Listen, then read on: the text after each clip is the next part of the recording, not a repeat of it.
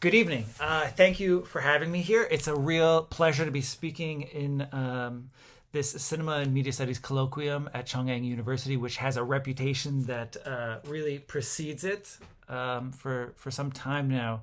It's been the case that this colloquium, as well as any number of panels and other events that Professor Kim has organized since I first saw him in 2016 in Chicago giving a talk, his colloquia, his panels have really been a place where new, important, and big questions in media studies get a hearing. So to be invited here and to speak in this context is humbling. So thank you so much. Thank you also for allowing me to speak in English. My talk today is called Learning to Code, From Information Theory to French Theory. With no further ado, I will jump in. In the 2010s, recent Wesleyan University graduate Anna Wiener quit her job as a Manhattan literary assistant to join a booming digital startup in Silicon Valley. Her 2020 memoir recalls this time not so much as a change in industries as a shift in discourses, in cultures of producing strings of text. She wrote, quote, "When I had edited or vetted manuscripts at the literary agency, I moved primarily on instinct and feeling, with the constant terror that I would ruin someone else's creative work. Code, by contrast, was responsive and uncaring. Like nothing else in my life, when I made a mistake, it let me know immediately," end quote. Code, in the sense that Wiener talks about it, seemed to transform the text into a rule-bound series in which readers and writers played a role akin to that of mathematical functions. The shift in cultures of analysis did not, for all of that, require that Wiener abandon her liberal arts training. If liberal arts had taught Wiener to read texts for the racial, ethnic, gendered, and national encoding of signifiers, Silicon Valley equipped her with the resources to economically navigate these markers at scale.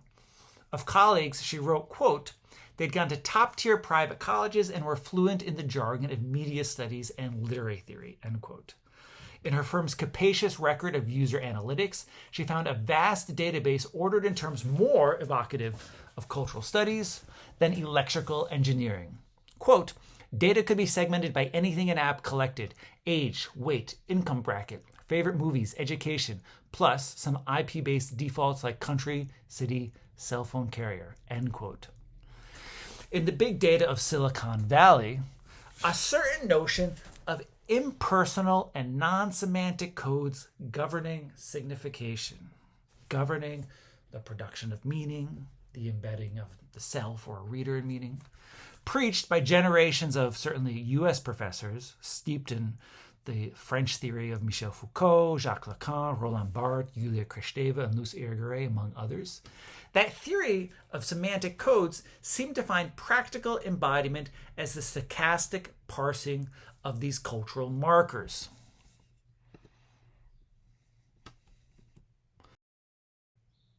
Wiener's memoir of Silicon Valley offers an introduction to the intertwined legacies of informatics and cultural theory that stand at the center of my book, Code, From Information Theory to French Theory.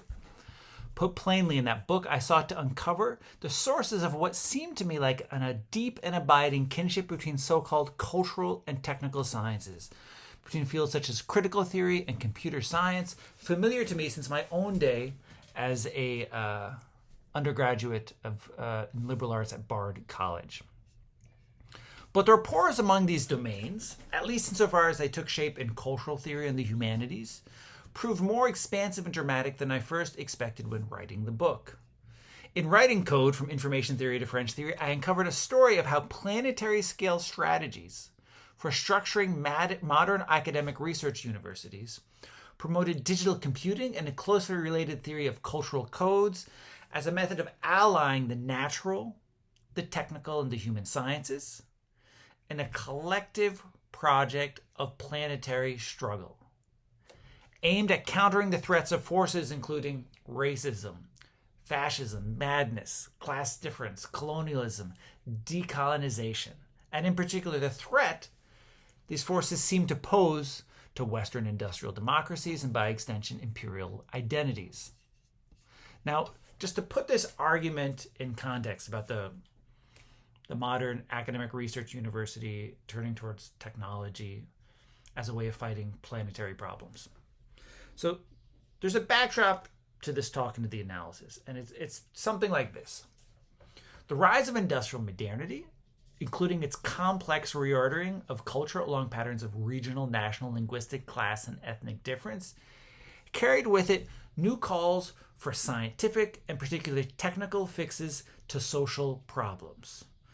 Particularly in the United States, this call for technical fixes to social problems really took off in the wake of the so-called progressive era in the early 20th century, which unleashed a new enthusiasm for the power of engineering, science, and technocracy, aided by an apparatus of universities, hospitals, laboratories, government experts, as a way of progressively ameliorating social problems. So this new spirit, this new technocratic spirit, benefited in particular from so-called scientific philanthropies, more accurately termed Robin Baron philanthropies, which, with funding from the great industrial magnates, Ford, Rockefeller, Macy Foundation, among others, lent new political and epistemic powers to intellectuals who could position themselves as expert technicians equipped to tinker on the body politic. Right? And so in some ways, I'm telling here a very American story. I think there are global dimensions to this story. I'll talk a little bit about France. But a history of how technical expertise with private funding came to occupy a new place in universities in the United States in the 20th century, which I think has a kind of afterlife in the rise of so-called theory. So what I mentioned just now is one kind of history of the rise of technocracy in the 20th century in the United States.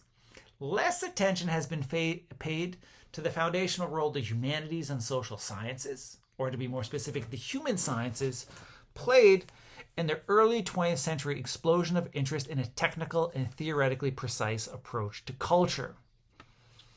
The decisive role of so-called cultural theorists in fields such as anthropology, linguistics, literary theory, psychiatry, and semiotics lent a mission and an orientation to the rise of technocracy.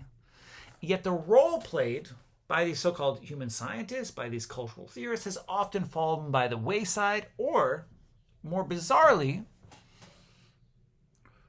we've sometimes been taught that fields such as critical theory and its satellites might be grasped as some kind of simple critic or opponent to the instrumental reason of technocracy.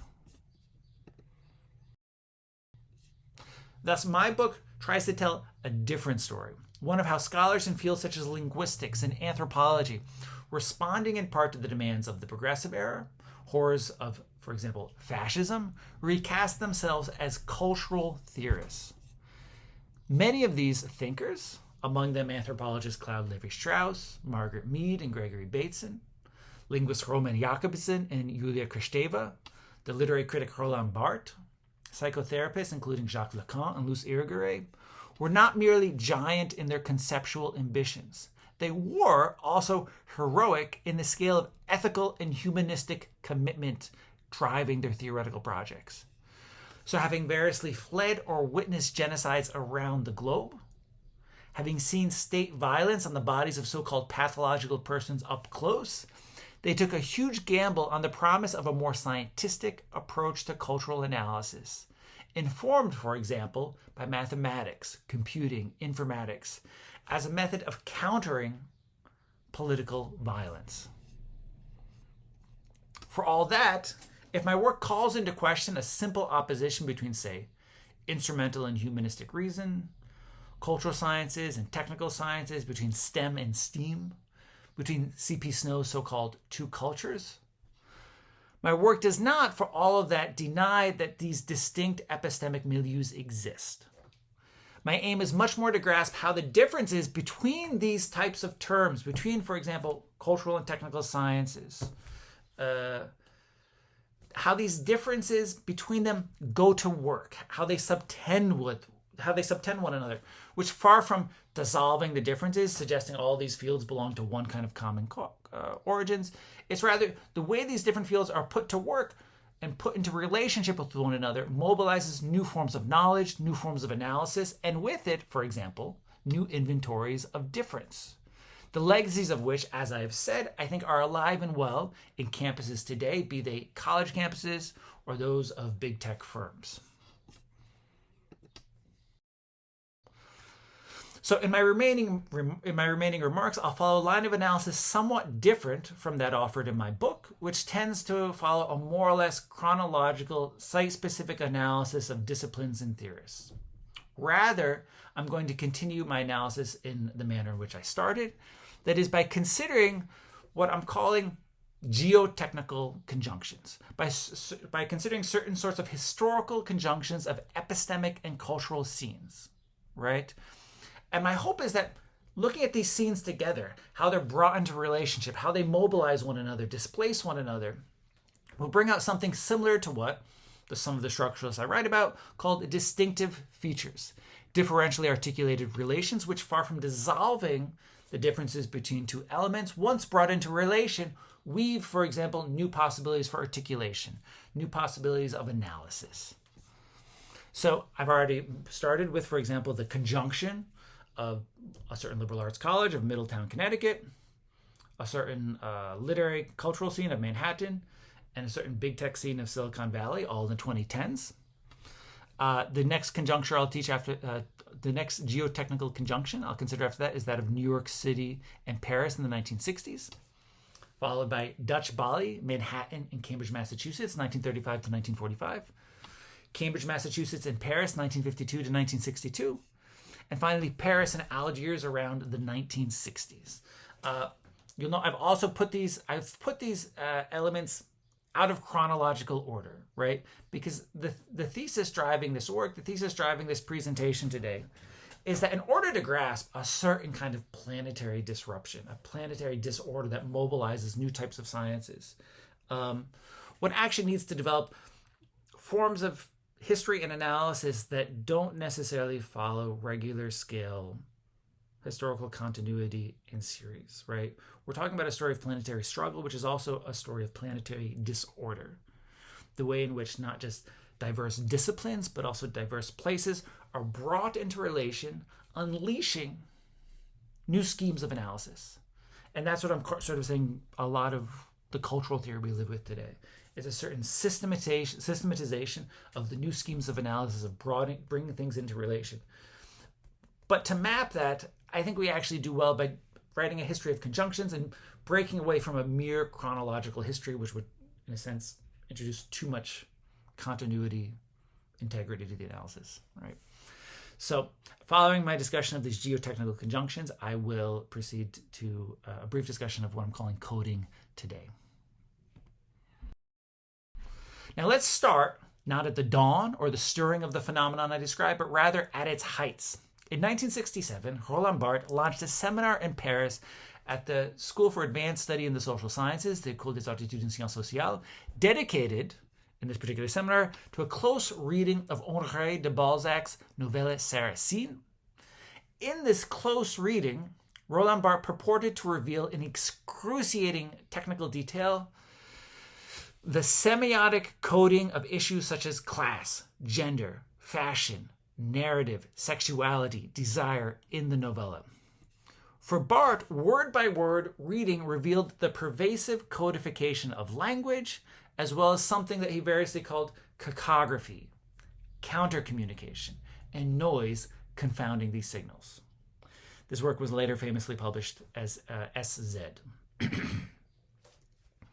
That same year, sociologist Daniel Bell of Columbia University in New York, in his nascent critique of what he called post-industrial reason, would write, quote, "What has now become decisive for society is the new centrality of theoretical knowledge, the primacy of theory over empiricism, and the codification of knowledge into abstract systems and symbols that can be translated into many and different varied circumstances," end quote. So, at this moment in the late 60s, on two sides of the Atlantic, analysts of very diverse stripes embraced a particular theory of codes as a way of interrogating how far analysis might go in defining the order and disorder of everyday culture. Now, for French critics of structuralism, a movement at that time identified not just with Barthes, but also thinkers like Lévi-Strauss, Jakobson, Jacques Lacan. This was not two, but rather one political history, unfolding according to distinct cultural and political settings. This common interest of code in two sides of the Atlantics, it was one political history unfolding in two distinct settings. So among the critics of structuralism, for example, Henri Lefebvre, Jean-Paul Sartre, Simone de Beauvoir, Félix Guattari, they castigated the structuralists for a slavish adherence to a logic of codes, systems, and structures, which they said was borrowed from U.S. research universities in the throes of, for example, cybernetics, computing, and information theory. Interviewed in 1966, philosopher de Beauvoir claimed that in structuralist reason, quote, there exists neither misery nor unhappiness, there are only systems, end quote. Sartre told another interviewer, quote, in a technocratic civilization, there is no more room for philosophy. Look at what's happening in the United States. Philosophy has been replaced by the sciences humaines, the behavioral sciences. Thinking replaced by technician philosophers, end quote. So these charges amounted to an attack on a new kind of research university taking root in post-war France, and where later many North American readers would find in structuralism and the post-structuralists a new face for Marx, Freud, Heidegger, and Nietzsche. These early French readers often saw in structuralism a dogmatic scientism in the thrall of depoliticized and technocratic U.S. social science. So how do we get to this situation where you have a kind of multiple bifurcations? You have, on the one hand, you have you have one set of conceptual analyses that's taking root in New York and Paris. You have very, very different readings taking root. So as these theories move towards North America, they'll start to be seen as representative of a particular type of continental critical thought with roots in, for example, German philosophy, whereas in the United States, whereas in France, they're being seen as exemplary of a particular type of technocratic and informatic U.S. social science. How do we get to all these kind of multiple histories that have these strange intertwinings but don't quite fit together in standard intellectual histories? Now, to get at a world in which it made sense to grasp phenomena as varied as literature, data, dance, political crisis in terms of code, it helps to take a step back and ask a slightly different question, which brings us to another geotechnical conjunction. How is it that colonial ethnographers Margaret Mead and Gregory Bateson, who we see here, who spent much of the 1920s and 1930s innovating cultural ethnographic methods, for example, in Asia and the Pacific, came to co-found in 1946 what came to be known as the Macy Conferences on Cybernetics, a clearinghouse for popularizing early ideas of computing across the sciences? That conference photo is from the Macy Conferences. On the left, we see Mead and Bateson in Bali. On the right, we see one of the Macy conferences held in New York in the late 40s. Now, for decades, historians of science and technology have told us that cybernetics came out of hardcore engineering problems of the 1940s, like shooting down airplanes or transmitting error-free data, and that this work, in turn, was linked to mathematicians such as Norbert Wiener, John von Neumann, Claude E. Shannon, whose research at the time in computing, information theory, and game theory laid foundations for the post-war boom in digital computing and electrical engineering. So that's the standard history of cybernetics. That history is not wrong. It is, however, deeply tendentious. It's the product of a mid-century ideology of engineering, mathematics, and war as the mother of invention, a history that centers invention and experimentation on sites like the Universities of Cambridge, Massachusetts, or the high-tech battlefields of France, Germany, and the Pacific, and in so doing, it obscures another network of media technical experimentation and conflict underway in sites such as Bali and Burma. There, Mead and Bateson, often with funding from U.S. philanthropies and intelligence agencies, developed the outlines of the media technical research that they would bring to bear in co-founding the Macy Conferences of Cybernetics in the 1940s, as well as key elements of the intellectual rationale for giving mathematically inclined engineering researchers such as Wiener, von Neumann, and Shannon a seat at the Macy Conferences, which really brought together psychologists, psychiatrists, sociologists, anthropologists together in critical analysis of social problems. So to get at this context where it starts making sense of understanding social and political factors in a framework of, for example, code, consider the remarks of Frank Fremont Smith, the Macy Foundation medical director, at the opening of the 1949 Macy Conferences on Cybernetics at the Beekman Hotel in New York. Following the terms of analysis introduced to the conference by previous speakers such as Mead, Bateson, and Wiener in the previous years, Fremont Smith laid emphasis on cybernetics as the study of communication and feedback in diverse systems. As such, he declared, quote, "The problem of communication is largely a problem of human relations, and for its solution requires intensive and comprehensive scientific study of man. In order to study man, it is necessary to bring in every one of the physical and biological sciences and every one of the social sciences also. Thus, in the study of man, we may find the eventual unification of all the sciences." This, it seems, brings us to the true foundation of cybernetics and other mid-20th century communication sciences. Not artillery or electronics or data transmission alone, but also the search for a theory and a technique of a grand science of man, rooted in the media technical analysis of communications. To this program, Mead and Bateson brought not only the anthropologists' exemplary expertise as scientists of man, they also brought more than a decade of groundbreaking media technical expertise founded on the notion that emerging media laid groundwork for an empirically and theoretically rigorous approach to the study of culture in terms of codes, systems, patterns. So the popular renown of Mead and Bateson and their emergence as key mediators in the founding of the cybernetics group sprang in part from their groundbreaking research in Bali between 1936 and 1939, which embraced media technical analysis as the foundation of a sort of non-romantic and scientific account of indigenous cultures.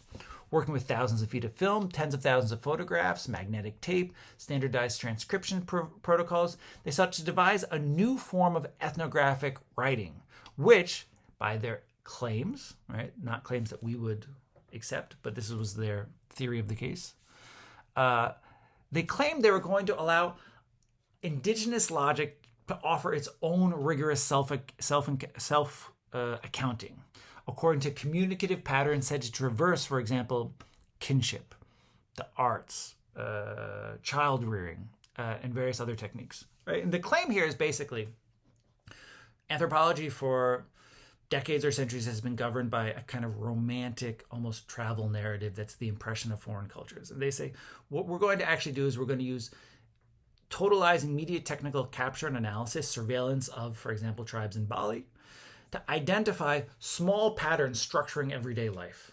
The reality of these patterns is not going to come from a clever phrasing by anthropologists, but rather empirical records caught in magnetic tape, caught in series of films, series of photographs strung together.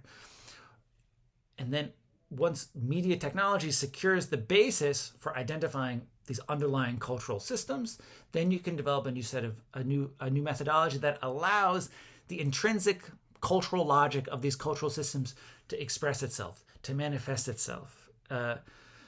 And at the center of this method was a conception of culture basically as impersonal systems available for diagrammatic and formal analysis. Linked to it was another burgeoning idea of feedback and regulation as mechanisms intrinsic to indigenous life, which, once revealed by media technical documentation, could provide a guide, for example, for technocratic reforms in the US aimed at ameliorating Western problems as varied as schizophrenia and juvenile delinquency. So on the basis of years of intensive media technical research aiming to produce a new both empirical but theoretically rigorous approach to the analysis of cultural systems, Mead and Bateson returned to the US, and they applied these works to co-organizing the feedback mechanisms and circular causal systems in biology and the social sciences conferences, popularly known as the Macy Conferences on Cybernetics. All right, so I'll say that again. What was the theme of the Macy Conferences on Cybernetics? was not cybernetics per se. It certainly was not computing or data transmission. It was, in the first instance, feedback mechanisms and circular causal systems in biology and the social sciences. In this context, Mead and Bateson's emphasis on media, culture, and medical reform, for example, there's the promise to fix issues like schizophrenia, they provided a key rationale for founding the conferences and bringing, among other things, engineers along to the meetings. They had, as it were, opened up this idea in which media technical research could provide a foundation for a theoretically rigorous social science.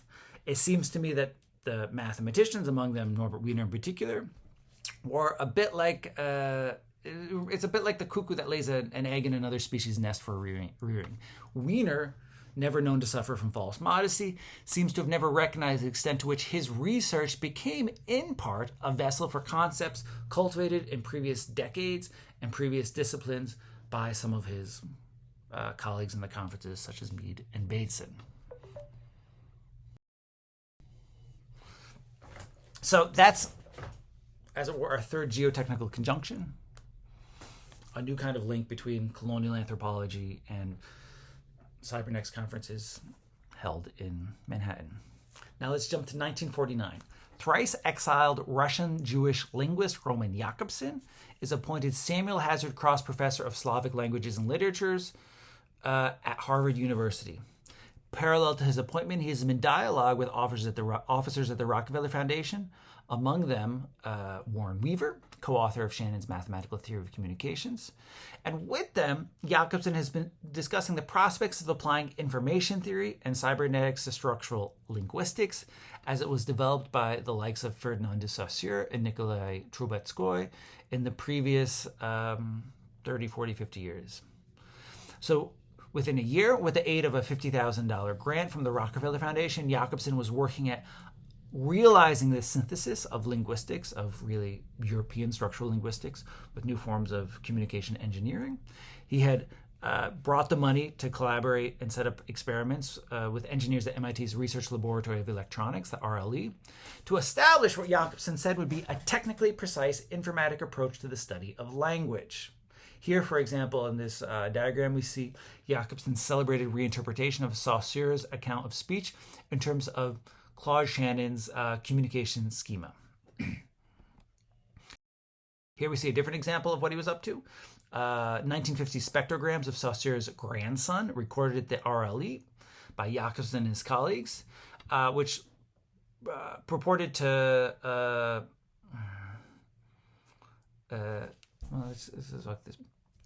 it purported to have immediate technical precision in this case in isolating phonemes, right?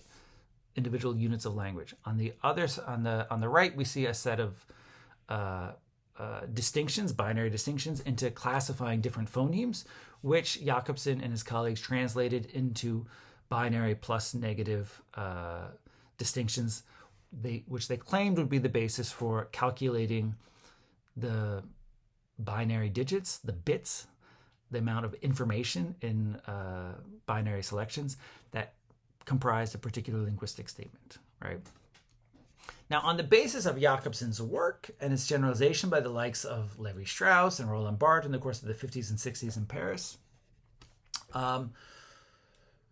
you saw the explosion of a new set of cultural theories, going through names such as structuralism, according to which fields as varied as trade, literature, and fashion could be modeled as systems of cultural code. You saw, moreover, a claim that these codes underlying, for example, not only speech, but also kinship or trade, followed a logic loosely analogous to the studies of cultural coding that people like Mead and Bateson were also uncovering at the same time in their studies of schizophrenia and kinship on the basis of their work with the cybernetics group. So as you have this kind of explosion of a new set of technical sciences, a new kind of theoretical rigor that's kind of honed by appeals to technology and engineering, funded by scientific philanthropies. You saw, for example, in France in particular, but also the United States, an explosion of new types of media technical research at universities, in particular laboratories. In France, you see this springing up across the 50s and 60s of seminars for technical research, sometimes with funds from U.S. entities like the Rockefeller and Ford Foundation, against the backdrop of de Gaulle's rapid modernization of the post-war French state, his rapid expansion of universities. There was, of course, the founding of the aforementioned School for Advanced Study in the Social Sciences, the École des Aptitudes en Sciences Sociales, as well as centers for communication, mathematics, and other fields that supported the work of thinkers such as Lévi-Strauss or Roland Barthes, Christian Metz, Julia Kristeva, and others at the School of Social Sciences in Paris. There was, at the same time, Lévi-Strauss's Laboratory for Social Anthropology, set up at the Collège de France.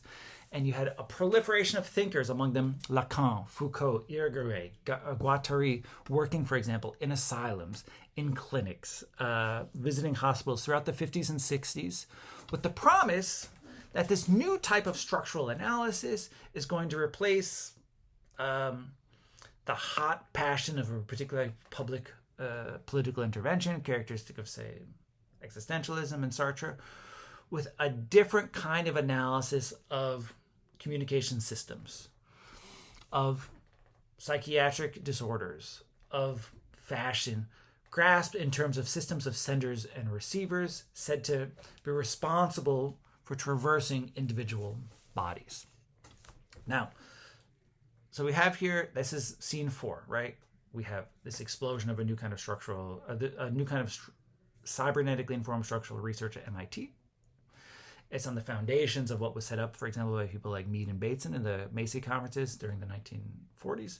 It's funded again by scientific philanthropies, and it's a transcontinental exercise, which has roots not only in Cambridge, Massachusetts, and Paris, but also deeper roots in fields like colonial anthropology and the promise to be technically expert fields to solve social problems. Now let's move to our next moment.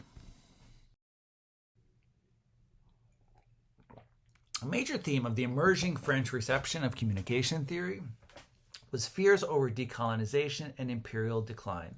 Structuralism, in its rise in post-war France, was, among other things, a science, particularly a science indexed to anthropology, that took shape against a profound and unprecedented anxiety in France about what decolonization, what the collapse of French empire would mean for French identity. Structuralism was also, in that sense, in this context, an ambivalent answer to that question. So allusions to something like ensauvagement, characteristically right-wing French anxiety over becoming primitive or savage, inflected 1950s and 1960s commentaries on fields such as cybernetics and structuralism alike. So the premier example of this was Roland Barthes' book Mythology, with its account of modern French communications, modern French popular media, as operating on a logic of primitive myth, right? So in a sense, what part of what happens with mythologies, insofar as someone like Lévi-Strauss starts borrowing from communication theory and information theory to help explain what he claims are the logic of indigenous culture, Barthes says, yeah, this is kind of right, but let's flip it around. Let's start looking at technical communications, mass media in France, and explain that by analogy to indigenous mythology. So this kind of détournement, which turned the discourse of structuralism, the discourse on communications theory, the discourse on cybernetics, into a kind of reflection on what was at stake in cultural analysis in an era of decolonization, that, in a sense, refined almost with a kind of acid cultural analysis by promising a certain set of theoretical rigor, but also in a manner that really radically reconsidered the place of the human sciences according to a global schema already kind of implied in the work of Mead and Bateson. This kind of détournement, this flipping of the script, was common in the 1960s of writers as diverse as Foucault, Kristeva, and Derrida, right? All of whom had a complex relationship to structuralism and a complex relationship to the problem of communication and the problem of something like cultural codes. At the root of it, at the root of this détournement is something a little more characteristically French, which is a little different than the U.S. context.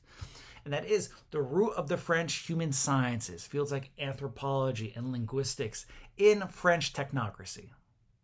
Not quite the same as U.S. technocracy, doesn't have exactly the same relationship to robber baron philanthropy, but is a technocracy nonetheless. And the French technocracy in particular has a very specific relationship when it comes to the human sciences to colonial administration in the 19th and early 20th century. So this flipping of the script, this rethinking of technical communications and indigenous knowledge by means of communication theory and structuralism, is also a way of rethinking the imperatives that are driving the aforementioned boom in the post-war modernization of French universities and the explosion of the human sciences. And it recognized this boom in the human sciences, among other things, as a program of governmental and industrial management, perhaps even domination, abruptly turned inwards. So no work better captures this kind of, let's say, ambivalent spirit than Lévi-Strauss's 1962 masterpiece, The Savage Mind, La Pensée Sauvage. So in it, Lévi-Strauss contended that modern and primitive cultures alike were organized around a complex system of informational codes that functioned loosely akin to something like metadata, a kind of code from above that structures individual data points, ordering them into some larger system of meaning. So according to Lévi-Strauss, in treating animals, plants, and other aspects of the natural world as a system of obscure signs, what he called primitive thought, the savage mind, had discovered a principle of interpretation whose reality, whose authenticity, accuracy had only recently been discovered by Westerners by means of recent inventions such as, quote, telecommunications, computers, and electron microscopes, end quote. At a time when the new generation of would-be structuralists seemed oddly quiescent about the brutal French war against Algerian native rule, Lévi-Strauss seemed at first glance to suggest this kind of almost utopic resolution of cultural antinomies, of cultural differences through digital communications. What the Savage Mind actually suggested, though, was something a little bit more brutal, to be honest, which is something like an epochal reordering of Western culture, in which all of its familiarly orienting landmarks, science, objectivity, humankind, religion, would undergo an inalterable transformation brought about by recognizing that our forms of knowledge are on par with forms of knowledge present in indigenous culture. And bringing them into relation is a natural consequence of decolonization, right? And in a certain sense, so cybernetics, information theory, structuralism provide this kind of bridge, as it were, for a rethinking, a reordering of Western knowledge in an era of decolonization. So Lévi-Strauss expresses this prospect with his famous remark at the end of the book, quote, "I believe the ultimate goal of the human science is to be not to constitute, but to dissolve man," end quote. So confrontation with cybernetics, followed by indigenous knowledge that explained the true meaning of cybernetics, demanded, quote, "the total overturning of any preconceived idea," end quote, of the human sciences and their object. The final lesson of cybernetics was that of an indigenous wisdom that rendered both cybernetics and its anthropology untenable in an era of decolonization. In today's social networks, we find in practice a mapping of distinctive features governing the genesis, exchange, and dynamism of communications, such as Mead, Bateson, Jacobson, and Lévi-Strauss could have only dreamt of. The account of what a social network is in one patent issued to Facebook in 2019 even recalls the language of high structural anthropology around 1953. According to Facebook lawyers, speaking to U.S. Patent Office bureaucrats, quote, "A social network is a social structure made up of entities such as individuals or organizations that are connected by one or more types of interdependency or relationship, such as friendship, kinship, common interest, financial exchange." Okay, again, what is a social network? It is a social structure made up of one or more types of interdependency, such as kinship, financial exchange. That description is, in part, a first step towards a fuller analysis in the patent of how network theory today might allow for a new mode of cultural analysis to the improvement of technologies of capture in Silicon Valley's social networks. What links then might we draw between contemporary social networks, present-day social networks, and their preoccupation with the seemingly historical concerns of kinship networks and social structure that figured centrally in the hype around cybernetics and the human sciences from 1930 to 1970?